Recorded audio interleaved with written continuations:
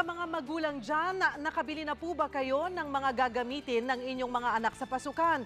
Kung hindi pa, huwag mag-alala, sa isang factory po sa Malabon, abot kaya ang school supply. Sasamahan po tayo dyan ng pambansang good boy na si Mon Gualvez. Good morning sa iyo, Mon. Good morning, Cheryl at mga kapatid. Nako, in 2 weeks time ay back to school na. Kaya naman oras na rin para mag-shopping ng mga school supplies para sa ating mga chikiting.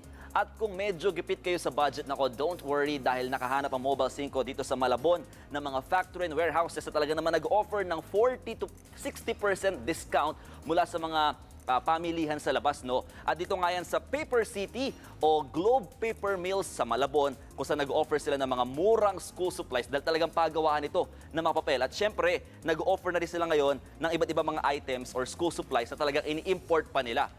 Mabilis tayo mag-run through lamang ng mga presyo dito, mga kapatid, para mas may idea kayo kung magkano.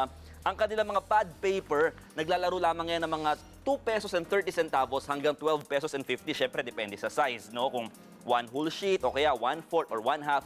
Tapos itong mga notebook, itong pinaka-writing notebook, nasa 11 pesos yan hanggang 10 to 11 pesos. Syempre, di ba, ayan, nasa 80 leaves yan, mga kapatid, yung mga red, blue. Iba-iba pang design, pwede ka mamili kung sinong cartoon character. Tapos yung mga composition, kung medyo hindi ka na bagets, so dito yung pupunta. Saan yung composition natin? Ito. Ayan, this spring. Nasa ano naman to? Nasa 10 pesos and 11 pesos din. Kapareho lang halos ng writing notebook. Tapos, dito naman tayo sa mga bond paper. Ito, bond paper, mga kapatid, naglalaro lang yan sa 11 pesos. Ayan, per pack na talaga to, Tapos yung mga envelope, ayan, dito, meron din yung mga envelope. So, murang-mura lang din. Mga nasa 2 pesos lang kada piraso. Kaya talagang pwede kang mamili ng marami, no? Dito naman tayo sa mga school supplies. Ayan, kung gusto nyo bumili ng kartolina, nasa 3 pesos and 5 pesos and 80 centavos lamang yan. Lapis, nasa 250 hanggang 10 piso. Tapos ballpen, ayan, depende sa kada piraso yan, nasa 250 hanggang 10 pesos. Kung kailangan nila ng paste o kaya glue, nasa 350 hanggang 12 pesos. Gunting, nasa 550 lang yan, mga kapatid, Habang Crayola or yung mga crayons, nasa 8 pesos and 40 centavos hanggang 40 pesos. Depende syempre sa dami. At ito, kung kailangan pa ng mga bata ng mga flashcards, nasa 20 pesos hanggang 35 pesos yan. At syempre, lalagyan ng mga lapis sa ballpen, pencil case, ayan, nasa 18 to 25 pesos. Depende sa laki, saka depende rin sa design. Ruler, 3 piso hanggang 10 piso. At kung creative ang mga anak ninyo, pwede rin sila bumili ng watercolor, nasa 15 pesos yan. At syempre, para lalagyanan nga ng mga papel na nabili, pwede kayo bumili rin ng envelope. Nasa 6 pesos and 15 hanggang 15 pesos yan, habang ang plastic cover nasa 11 pesos. At panghuli, etong mga bag. Syempre, lalagyanan ng mga gamit, mga kapatid, naglalaro ito. It's ranging from 100 pesos to 300 pesos. Depende sa laki. At kung gusto nyo ng sample, syempre, alam natin, baka sabihin natin, medyo short tayo sa budget. Kanina, sinubukan kong mamili dito sa ating factory house kung saan binigyan ako ng challenge na in 500 pesos, magkano ba o ano-ano ba yung mabibili ko ng mga school supplies. Dahil nga medyo mura dito sa factory na ng mga presyo, talagang eto na po ang aking napamili. In 500 pesos, tingnan nyo, mga kapatid, bukod sa meron ng bag, medyo maliit nga lang, pero pwede na rin, cute. Meron ako nabiling 10 notebook, tapos 3 pad paper, meron pa akong art paper, tapos bond paper, may envelope pa, may pencil case.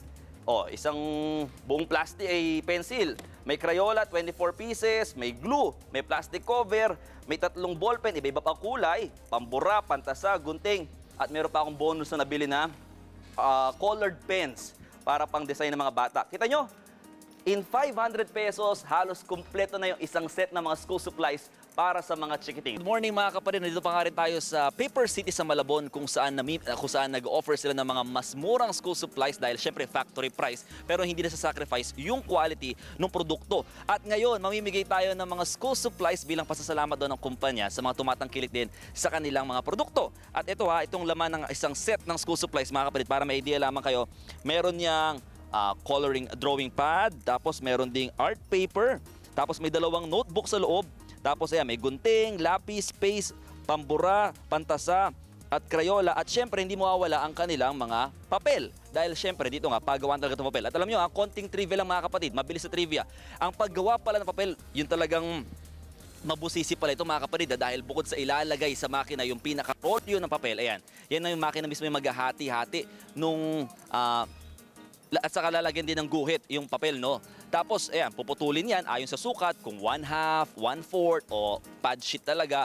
At pagdidikit-dikitin naman yung mga sheets gamit ang pad glue. Then after nun, yung packaging na mismo nung pinaka-papel. Siyempre, alam natin nyo, alam nyo, napakamabusisi ng papel, pero ito yung pinaka-part na, di ba, yung mga bata, pag bring out 1/4 sheet of paper, talagang pengeng pad paper, di ba, penge, di ba? Yung mga pinamimigay nila pad paper ay napaka mahirap pala talagang gawin. At mabilis lamang ha, ito, kausapin natin ng sales manager ng Paper City, si Miss Jenny Yu.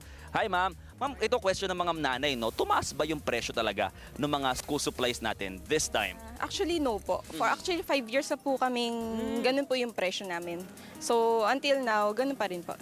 Same pa rin. Pero sige, ayan, kayo na mag-invite. Paano ba pumunta dito? Paano ba mamimili ng mga school supplies sa inyong factory?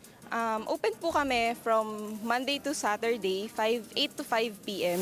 And dito po kami nakalocate sa 1000 Governor Pascual Avenue, Malabon. Alright, okay, thank you ma'am. Ayan, sige, mamimigay na tayo ngayon ng mga school supplies sa mga chikiting. Oh, aga-aga. Naligo ka na ba? Natawa. Okay, sige, ayan. Ma'am, sige, tulungan niyo ako mamigay na sa kanila ng mga school supplies. Alright? Ayan, sige. Oh, ayan, sige na to. Dahil naligo ka na. Okay.